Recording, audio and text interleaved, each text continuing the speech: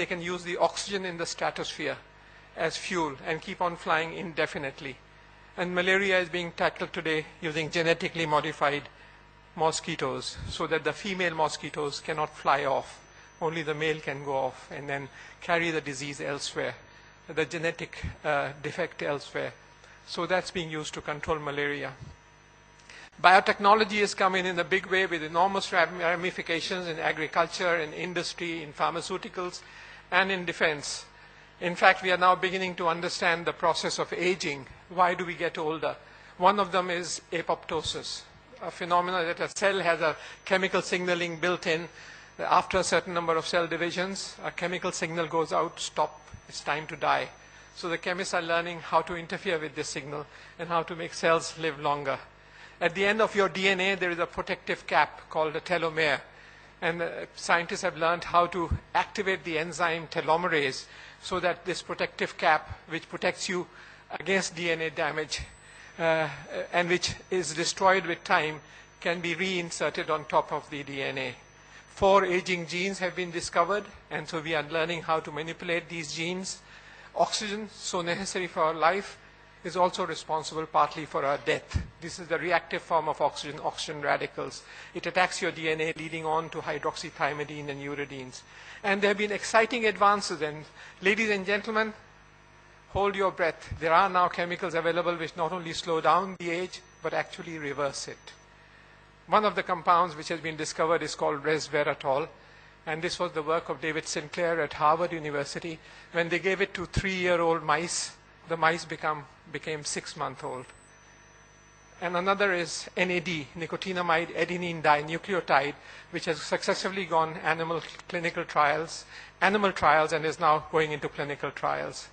That's not the reason why I look so young, but the secret is to keep smiling and work hard. And stem cells are coming in a big way to change the way medicine is being practiced. There are many ladies here. E-textiles have come in. So if you're tired with your light blue sari, just press a button and suddenly it'll become a pink sari. And these are now a reality. You can change colors of dresses. These dresses have built-in electronics, so you can actually carry their mobile telephones, and computers are built into those dresses. And if you are in the army, and if you're traveling in the desert, and you want to change your khaki to some other color, you just press a button and your suit color will change to match the color of the sand. So these are the electronic textiles which have come in. So ladies and gentlemen, the Sri Lanka, we discussed this morning. If Sri Lanka needs to move forward, it has to have a clear vision of developing a knowledge economy. I don't have to just mention the MITs and Harvards of this world, which have been at the cutting edges through the attached technology parks. But look at just China. One university, Tsinghua, has about 4,000 students enrolled for PhD and produces. I was the chief guest at their graduation ceremony, and they were producing 1,000 PhDs on average annually. 1,000 PhDs coming out from one university. So you have to invest in higher education, science, technology, and innovation.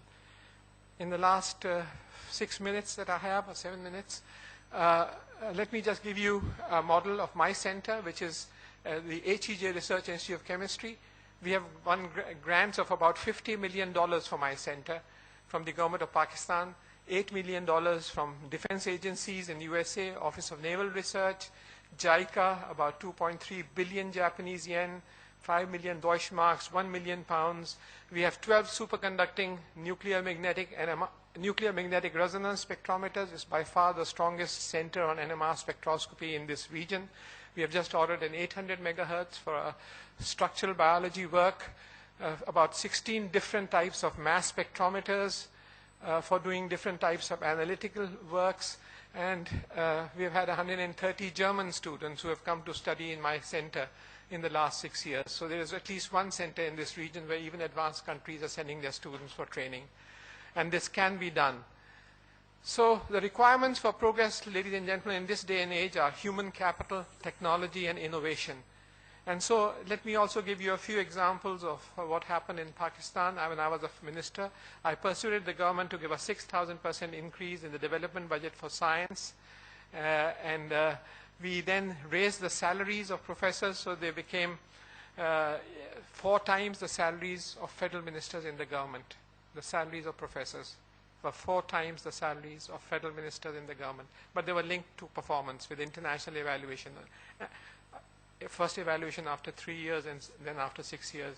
Excellent research funding, digital libraries, and then creating a critical mass. So from 270,000 students, we went up to 1.3 million students in a matter of 10 years. Our PhD output jumped up, as is apparent from this graph. So we produced over 6,500 PhDs now as compared to the previous 3,200 in the previous 55 years. And this is the research publications in high impact journals have shot up. And in fact, they are now equal or slightly ahead of India in terms of per million population. And this all happened, and this is Professor Michael Rohde, chairman of the United Nations Commission of Science and Technology, who wrote that around the world, when we discuss the status of higher education, there's the unanimity of being that the developing country that has made the most rapid progress internationally in recent years is Pakistan. Interestingly, there was an article published headlined "Pak Threat to Indian Science." This was a presentation made to the Indian Prime Minister by Professor C.N.R. Rao, who's a good friend. He's a scientist, major scientist in India. But I think what we were doing in higher education was seen as a threat for some reason. In fact, we have to work together and fight as comrades in arms against hunger and poverty rather than against each other. There are several universities that became ranked in the top few hundred of the world, and as a result of the measures that we took. So what we need to do is that Sri Lanka has to embark on a knowledge-based strategy, and that's why I was talking to your Deputy Minister of Finance. You need to have a clear long-term, medium-term and long-term roadmap of how do you transition to a long-term, to a knowledge economy. And you have to realize that the real wealth of nations does not lie in the gold or minerals which is buried under their shores.